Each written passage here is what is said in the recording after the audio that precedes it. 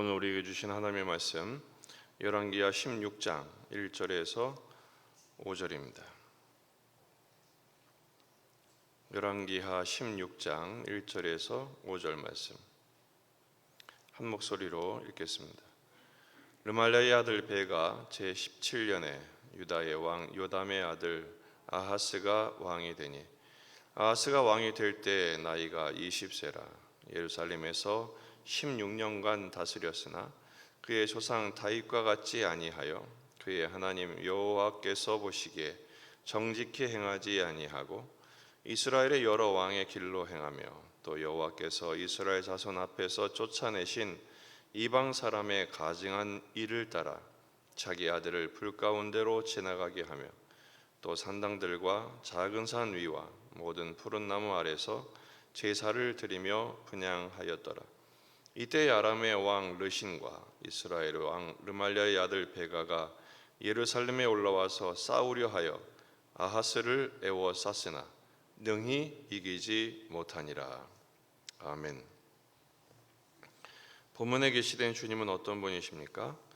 에워싸임을 당하였으나 능히 이기지 못하게 하십니다. 본문은 유다 왕 아하스에 대한 일대기가 소개되고 있습니다. 아하스는 우시아의 손자고 요담의 아들입니다. 우시아나 요담은 비교적 하나님께서 보시기에 신실한 왕들이었죠. 하나님 보시기에 정직히 행했습니다. 하지만 이 아하스는 이스라엘 여러 왕들의 길로 행했다 그랬죠. 남유다의 왕임에도 불구하고 북이스라엘 여로보암의 길을 떠나지 않습니다. 심지어 이방 사람들의 가증한 일을 따라 자기 아들을 불 가운데로 지나가게 합니다. 정직히 행하지 못한 것, 다윗과 같지 않은 것 정도를 지나서 자기 아들을 불 가운데로 지나가게 한다. 이거는 인신 제사를 드렸다라는 것입니다. 자기 아들을 죽여서 불태워서 몰렉 신을, 이방 신을 숭배한 것이죠. 그러니까 이 우상 숭배자들은 결국은 극단적인 이기주의자들입니다. 자기를 위해서 자식을 그렇게 불태운다. 상상이나 할 수 있는 일입니까? 하나님을 향한 믿음을 가진 사람은 물론이고 일반적인 양심과 부모의 마음을 가진 사람이 할 수 있는 일이 결코 아닙니다. 뿐만 아니라 4절에 보면 또 산당들과 작은 산 위에와 모든 푸른 나무 아래서 제사를 드리며 분향하였더라.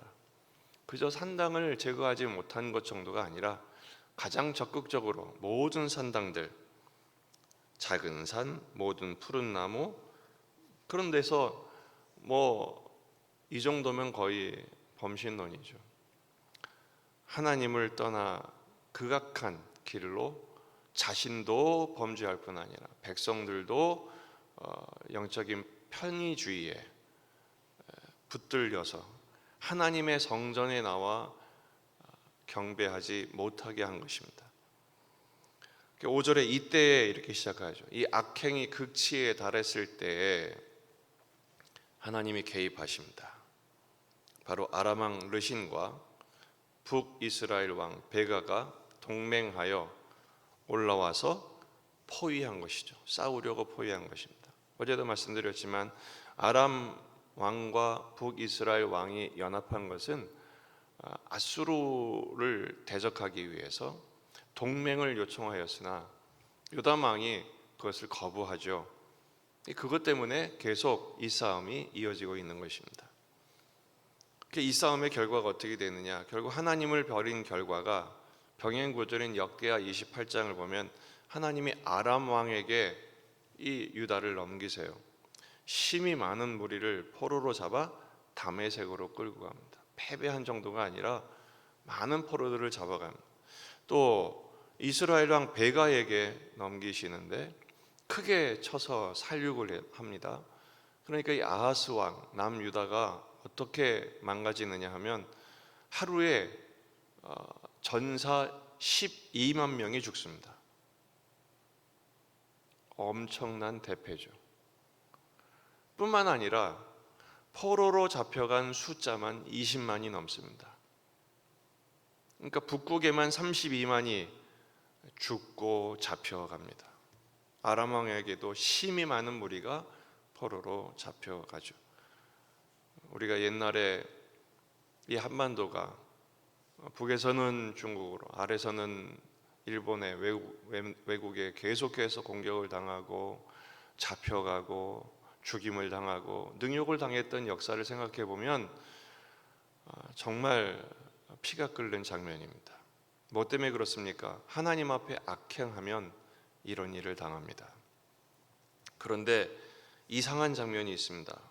5절에 이때 아람 왕 르신과 이스라엘 왕 르말레의 아들 베가가 예루살렘에 올라와서 싸우려 하여 아하스를 애워쌉니다. 이렇게 많이 잡아가고 이렇게 많이 죽였습니다. 그런데 능히 이기지 못하니라. 12만이 죽고 20만이 잡혀가고 상당히 많은 백성들이 포로로 잡혀가는데도 불구하고 나라의 근간이 흔들리죠. 이 정도면.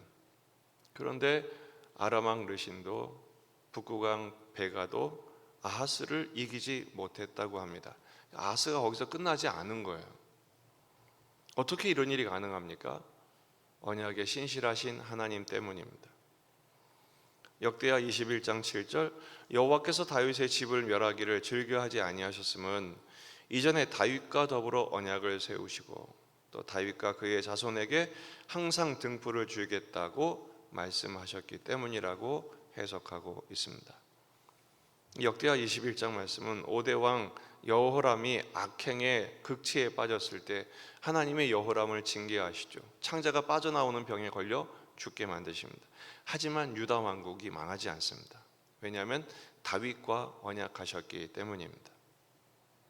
그래서 북국은 계속해서 북이스라엘은 왕조가 9번이나 바뀌죠. 모반과 반역과 테러로 왕들을 죽이고 다른 왕이 나타나고 다른 왕조가 나타나고 계속 그렇게 됩니다. 하지만 남유다는 물론 왕들이 악행했음에도 불구하고 왕조가 다윗 왕조 하나로 계속 이어집니다. 역사의 주권은 오직 하나님께 있기 때문입니다.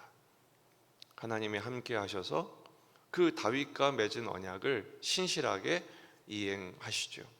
그러므로 오늘 말씀을 통해서 우리가 깨달아야 될 게 있습니다. 다 이긴 것 같아도 하나님이 허락하시지 않으면 끝난 게 아닙니다. 모든 게 다 잘 되는 것 같아도 끝까지 겸손하게 하나님을 바라보지 않으면 낭패를 볼 수 있다라는 것입니다. 그러므로 우리는 겸손하게 하나님 앞에 엎드려 주의 말씀이 무엇인지, 주님의 뜻이 무엇인지 우리가 주기도 공부하는 것처럼 하늘의 뜻이 이 땅에 이루어진 것 같이 아버지의 뜻이 이루어지길 원하나이다 엎드려야죠. 또 다 망한 것 같아도 하나님이 함께 하시면 구루터기밖에 남지 않은, 밑둥밖에 남지 않았음에도 불구하고 그 구루터기를 통해서 큰 나무를 이루신다는 사실을 신뢰해야 합니다. 역사의 주권은 하나님께 있기 때문입니다. 그래서 시인은 그 절망적인 상황에서도 끝까지 하나님만 바라라. 하나님을 예배하는 것, 주의 말씀을 통하여 주의 뜻을 분별하는 것, 그리고 그 말씀대로 이루시는 하나님을 신뢰하기를 결단하죠. 오히려 감사와 찬양으로 열매를 맺게 하십니다. 로마서 11장 30절에서 36절 좀 깁니다만 이 말씀을 한번 깊이 묵상하면서 읽어보는 하루가 되면 좋겠습니다. 로마서 11장 30절 하나님의 은사와 부르심에는 후회하심이 없느니라. 너희가 전에는 하나님께 순종하지 아니하더니 이스라엘에 순종하지 아니함으로 이제 긍휼을 입었는지라. 이와 같이 이 사람들이 순종하지 아니하니 이는 너희에게 베푸시는 긍휼로 이제 그들도 긍휼을 얻게 하려 하심이라. 하나님의 모든 사람을 순종하지 아니하는 가운데 가두어 두심은 모든 사람에게 긍휼을 베풀려 하심이로다.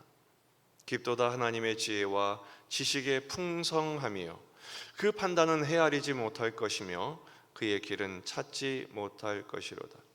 누가 주의 마음을 알았느냐? 누가 그의 모사가 되었느냐?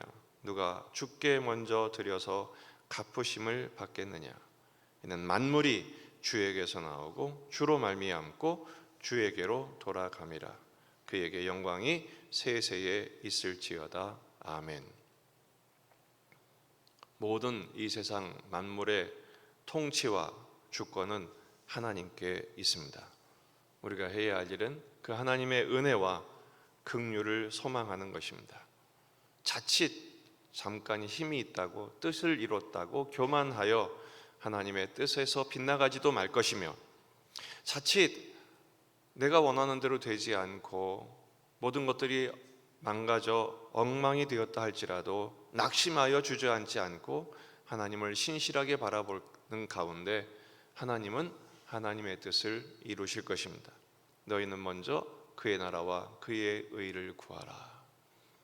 하나님을 바라보며 그 주님의 신실하신 은혜, 언약의 신실하신 하나님의 사랑과 능력을 신뢰함으로 오늘도 믿음의 길을 한 걸음씩 한 걸음씩 걸어가는 십자가의 제자들이 되시기를 주의 이름으로 축원합니다. 다음 주 새벽 기도회에는 연휴 월화 새벽은 가정에서 드리시기 바랍니다. 가정에서 월화 새벽 기도를 드리시고 오늘 금요 기도회는 일용할 양식을 주옵시고 주님이 주신 기도를 함께 묵상하도록 하겠습니다. 다 같이 기도하겠습니다. 우리 자신과 가정과 교회와 이 지역의 복음화, 민족의 복음화, 세계 복음화를 위해서 기도하시길 바랍니다. 환우들을 위해서 전쟁이 멈추도록 여러분 가져온 기도 제목들을 가지고 또 명절을 앞두고 있습니다. 이 명절은 영적인 전쟁의 가장 악의 지수가 높아지는 시기입니다. 영적인 전쟁에서 승리할 수 있도록 기도하십시다. 주의를 준비하며 또한 기도하시기 바랍니다. 다 같이 기도하겠습니다.